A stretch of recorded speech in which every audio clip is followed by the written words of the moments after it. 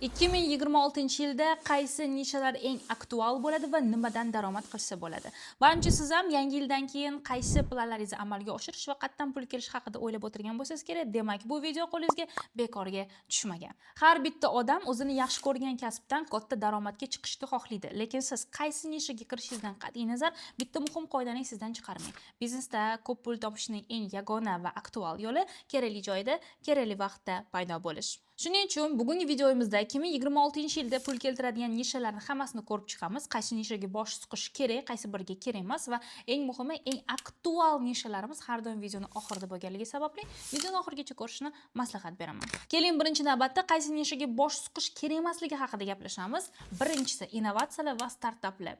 Yo, siz aytishingiz mumkin, bu hozir davr talabi, Elon Musk, Zuckerberg hammasini tan olamiz, ignor qilmaymiz. Lekin degan joyi bor. Bular milliontadan bitta holat va sizni innovatsiyalar orqali pul topib ketishingiz foizlari prosta 0. Ular ham, ya'ni sanab o'tgan bu insonlarimiz ham o'zini darajasiga va birinchi millionga kelguncha boshqa mayda-mayda nishalardan kapitalini yig'ib, ana undan keyin kirishgan. Lekin sizning vaziyatingizda 0 dan millioner bo'lib qolish bizning asosiy missiyamiz emas, kambag'allik va yo'qlikdan chiqib ketish kerak. Buning uchun bo'lsa, innovatsiyadan nariroq yurganingizni maslahat beraman. Ikkinchi, siz kirishingiz kerak bo'lmagan nishalardan bittasi bu ishlab chiqarish. Hech qachon cho'ntagingizda bitta pomidorga yetadigan pul bilan ikra qilish uchun bozorga bormang. Hozirgi kunda ishlab chiqarish juda ham ikir-chikirlari va boshqarish texnologiyasi murakkab bo'lgan tizimlardan bittasi. Eng oddiy misol, sizni ishlab chiqarishingiz iste'molchiga yetib borib, uning ishonchini qozonguncha juda ham uzoq yillar kerak va sizga buning uchun naloglar, har xil yuridik ma'lumotlar, chalkash hujjatlarni hammasini bosib o'tishingiz kerak va sizni, demak, daromadga chiqishingiz juda ham uzoq vaqt talab qilishi mumkin va unga doimiy ravishda investitsiya tashlab turish ham bitta o'zingizni qo'lingizdan kelmaydi. Aynan shuning uchun ham ishlab chiqarish tezda daromadga chiqib ketish uchun rejalashtirilmaydi va tavsiya qilinmaydi. Lekin ishlab chiqarish, ayniqsa oziq-ovqat mahsulotlarida bilasiz, bu bitta nisha ushalgandan keyin uzoq vaqt davomida sizni boqa oladigan va kerak bo'lsa avlodlaringizga ham meros qoldirishgacha normalniy pul qilsa bo'ladigan bitta sferalardan bittasi. Endi keling, kirsa bo'ladigan nishalar haqida gaplashamiz. Birinchi va meni xayolimga va hammangiz xayolingizga keladigan narsa bu AI. Sun'iy intellekt bilan ishlash hozirgi kunda hammani talabiga aylanib boryapti va sun'iy intellekt bizga birinchi navbatda xarajatlarimizni kamaytirishga yordam beradi. Agar siz kichik biznes bo'ladigan bo'lsangiz va hali katta biznesgacha yetib bormagan bo'lsangiz, sizga eng asosiy omil sifatida xarajatlaringizni kamaytirish va ularni to'g'ri investitsiya qilish daromadga olib chiqadi va uni ko'paytiradi. Tasavvur qiling, oddiy misol, AI yordamida siz production boshqaryapsiz. Qo'lingizda bir nechta montajyorlaringiz bor. Ularni hammasini ishlatib alohida pul to'lagandan ko'ra hammasini yarmini chopib borib, bitta AI ga mas'ul menejer tayyorlab qo'ying. Eng oddiy, demak, montajlardan tortib murakkablargacha hozir AI texnologiyasida qilsa bo'ladi.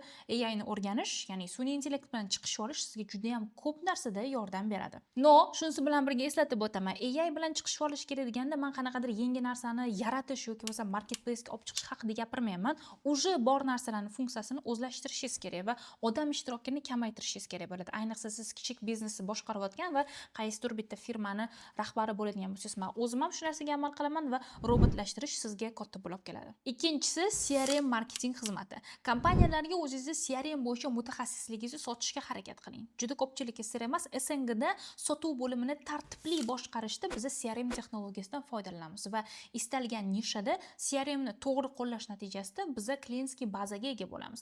Va juda ham ko'pchilikka sir emas, o'sha biz yangi klientni olib kelib, uni, demak, isitishdan ko'ra eski klientlar bilan ishlash va ularga narsamizni, mahsulotimizni sotish ancha maqbul yo'l ekanligi ko'pchilikka sir emas, uje bilib oldinglar. Shuning uchun siz CRM texnologiyasini yana ham chuqurroq o'rganib chiqing va istalgan kompaniyaga o'zingizni vaqtingizni soting. Chunki CRM qanchalik tushunarli bo'lib ko'ringani bilan uni funksiyalarini to'g'ri ishlatmasangiz, sotuvga yo'naltirish va umuman mijozga mahsulotingizni sotish ancha qiyin bo'ladi. Shuning uchun siz kompaniyalar bilan shartnoma qilayotgan vaqtingizda ularni sotuv bo'limini kuchaytirish va kelayotgan daromadni oshirish uchun CRM ni funksiyalarini boshqarish va analitika xizmatingizni tavsiya qilsangiz, bu ikkala tomonga ham yaxshi tanlov bo'ladi deb o'ylayman. Uchinchi, bizning yana bitta daromadli nishamizdan bittasi bu bu Xitoydagi mahsulotlarni importlashni xizmat ko'rsatish qilib shakllantirishingiz kerak.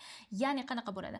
Logistika zanjiri hozir yaxshi shakllanmayapti. Bu bo'lsa sizni biznesingizga naborot yordam beradi. Siz Xitoyda turgan demak omborlarni o'zingizning mamlakatingizdagi bizneslar bilan birlashtirib berishingiz mumkin. Bu kataloglar tayyorlash, bunda mahsulotlarning katalogi va turlari bo'ladi. Kerakli odamlar bilan to'qnashtirib qo'yish yoki tamojnya xarajatlari va ularga ketadigan hamma tashkiliy masalalar haqida informatsiya berasiz. Call centringizda doim bu ishlab turadigan bo'lsa va sizga hattoki qo'ng'iroq qilib ham bu haqda so'rashni iloji bo'ladigan bo'lsa, nur ustiga alonur va bu siz yashayotgan mamlakatda hammasiga to'g'ri keladi. Xoh siz o'zbek bo'lib turib boshqa mamlakatda yashang yoki O'zbekistonda yashayotgan bo'lsangiz ham.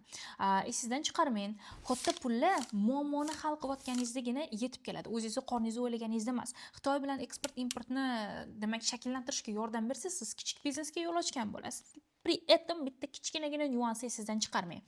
Katta pullar kelish uchun, ya'ni siz mana shu Xitoydan keladigan tovarlarni importlashishga yordam beradigan biznesni ochib qo'ysangiz, katta millionga chiqish uchun katta kompaniyalarga topish qiyin bo'lgan mahsulotlarni birlashtirib qo'yishga harakat qiling. Bu neftga aloqador yoki bo'lmasam yog'och, mebelga aloqador katta narsalar bo'lishi mumkin. Juda mayda narsaga aralashib qoladigan bo'lsangiz, tezda demak daromadga chiqishingiz qiyin bo'ladi.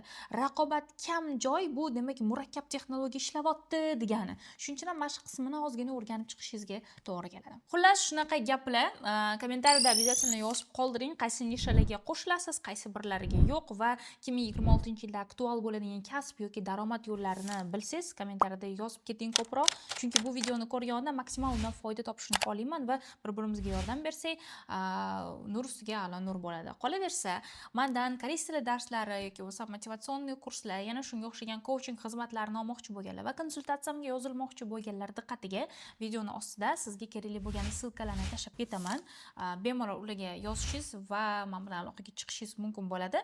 Qolaversa, bu videoni ko'rib bo'lgandan keyin sizga foydali bo'lsa, sizni o'zingizni qiziqtirayotgan va qiynayotgan muammolarni ham albatta kommentariyaga yozib keting, chunki aynan sizni qiynayotgan savolingiz meni keyingi videoyimning asosiy mavzusi ham bo'lishi mumkin. Keyingi dasturlarimizda ko'rishguncha.